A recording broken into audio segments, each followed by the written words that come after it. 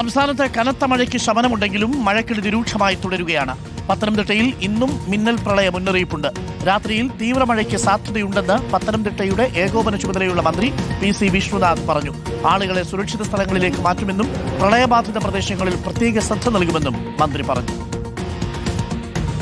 ഒടുവിൽ ലഭിക്കുന്ന കാലാവസ്ഥാ മുന്നറിയിപ്പുകൾ പ്രകാരം ഇന്നു രാത്രി അതിതീവ്ര മഴ, മിന്നൽ പ്രളയം ഉണ്ടാകാനുള്ള സാധ്യതയാണ് കാലാവസ്ഥാ നിരീക്ഷണ കേന്ദ്രം, ഡിസാസ്റ്റർ മാനേജ്മെൻറ്റ് സംവിധാനങ്ങൾ പത്തനംതിട്ടയ്ക്കായി നൽകിയിരിക്കുന്ന മുന്നറിയിപ്പ്.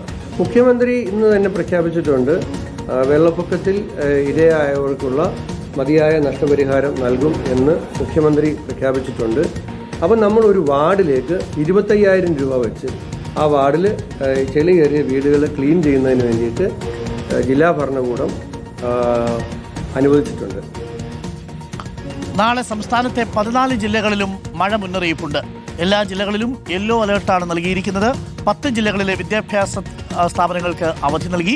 കാസർഗോഡ്, വയനാട്, കണ്ണൂർ, കോഴിക്കോട്, തൃശൂർ, പാലക്കാട്, ഇടുക്കി, പത്തനംതിട്ട, കോട്ടയം, മലപ്പുറം ജില്ലകളിലെ എല്ലാ വിദ്യാഭ്യാസ സ്ഥാപനങ്ങൾക്കും അവധി പ്രഖ്യാപിച്ചു.